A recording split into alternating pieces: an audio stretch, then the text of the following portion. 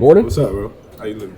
Good. How about that? It's kind of like a real game day in here. The pregame music and all that. Yeah. How was Can you tell me how practice has been? What's the theme been? We were in there for a few minutes before Kirby kicked us out yesterday. But what's the mindset been being in Atlanta for this one? Pretty much the same as Athens.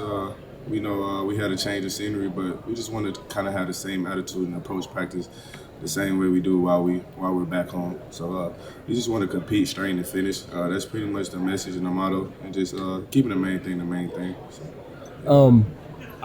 I may be overthinking this, but the fact that you guys got to start the week in Athens, did that give you any kind of mental click back into a normal kind of game day as opposed to practicing here every single day? Yeah, I would say so. Just being where we usually are, staying where we usually practice at. It definitely helped us be able to get back into the swing of things as a team. Come back from Christmas, everybody had a little break, so it was good to be able to get back in the building that we all used to. Playing for a staff like Coach Muschamp's, Coach Shubin's, obviously Kirby Smart's influence, and all the, Coach Brown now too. I mean, hearing all those voices that bring different things to the table, but are also kind of in lockstep with each other for y'all's game plan. How do you, go through the hierarchy, the delineation of power, of what those guys do and know how to take it into a game? Well, I would say it's just all pretty much a good mix. Obviously each coach has their own coaching style, but at the end of the day, they're all great, wise men, and at the end of the day, they all just want to see us succeed. I just take into account that what all of them have to say. From Coach Smart, Coach Muschamp, Coach Brown, Coach Schumann. Like I said, they all bring different things to the table, but it's always all helpful. And having all those different voices sometimes, they all help you out in different ways. Seeing Coach Lanning and what he was all about, how young he was, how energetic he was. I'm not taking anything away from Coach Muschamp. I know he can still get after it too. Coach how important is it to have, younger guys, really energetic guys that can move around and kind of be buzzing around like y'all are? I feel like it's important, but like you say, I feel like each coach that we have, no matter what the age, they all bring different things to the table. Like you say, Coach Muschamp can still get after it. Coach Smart can still get after it, and then you got younger guys like Coach Schumann and Coach Fran. They're a little bit more energetic and things like that. But I feel like all the coaches, like I said, they all bring different things to the table. So like you say, it doesn't matter in terms of age. It just matters in terms of the passion and the knowledge and the determination that you have to be a great coach at the end of the day. What have you learned about C.J. Stroud, Marvin Harrison Jr., et cetera, these talented Buckeyes, offensive weapons? Like you said, they're very talented. I could tell that they're very humble, and they're competitors at the end of the day. They're here for a reason. They're one of the best teams in the nation. We heard Kiera say that the preparation for this game coming off the SEC championship was more, I don't want to misquote him, but he said more difficult or more intense than last year. And I know that last year y'all worked a lot on conditioning coming off of that SEC championship game loss. How have you found the getting back to square one has been before this game? Pretty much just trying to refocus and study, stay on the fundamentals and technique of our game. Like I said, during this month, it can seem like a long layoff in between games, but like you say, if you just focus on the team and just focus on bettering yourself, and then when the time comes to focus on the other team and get ready for the game plan, we execute that pretty well, and we feel like that gives us the best opportunity to win games. What is a Buckeye? Do you know what it, like everyone knows what a Bulldog is, but what is a Buckeye? I think it's like some kind of plant in Ohio or something like that.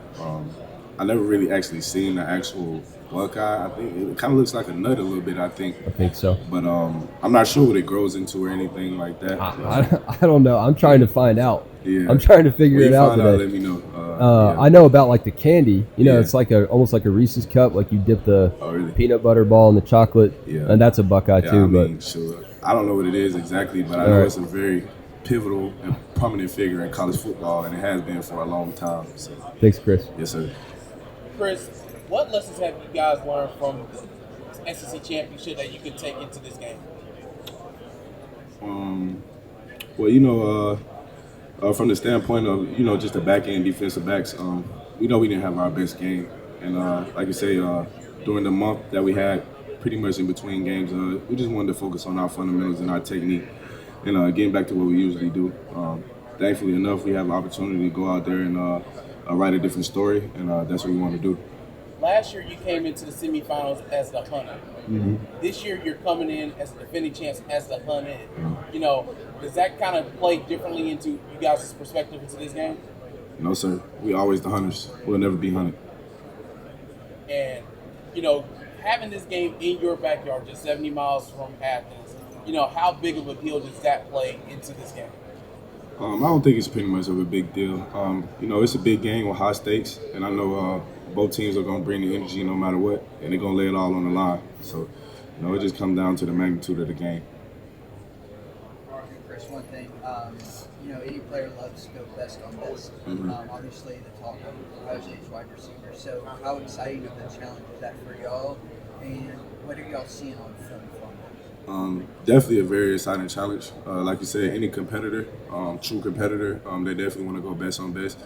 And this is what you come to UGA to play for. And I know that's what they went to Ohio State to play for, for an opportunity to play for a championship and go against the best of the best. And that's the opportunity that we get on Saturday. So it's definitely an honor and a privilege to be in the position that we're in. And, it takes a lot of hard work to get here. And, like I said, any true competitor, you always want to go against the best. And on film, like I said, you see the best, best receivers, best quarterbacks, best O-line. Like you said, they're here for a reason. They wouldn't be here if they weren't the best. So that's all it boils down to. And you always talk about business trips. So when you hear the word business trip, what is this? Like I said, just keeping the main thing. Focus on the goal, focus on what you're here for. Blocking out all distractions and things like that. When you get in this kind of setting, it could be possibly a lot of distractions. But as a team, we just want to kind of handle things the right way so we could be able to focus on our goals at the end of the day. Thank you. Last one for you, man. You guys had like the trivia thing, Family Feud, and all that. Yeah. Who was like the best trivia player? Did y'all have like someone that was just carrying the team? I had got like 2 questions right. What'd you get right? I think I got like some. We did like best chocolate candy or something like that. I think everybody pretty much contributed to a good amount, because we just going down the line and just getting answers right. But that was actually a really fun event, Yeah. Just getting here and just lightening up the mood and just being able to have good connection and bonding with the team.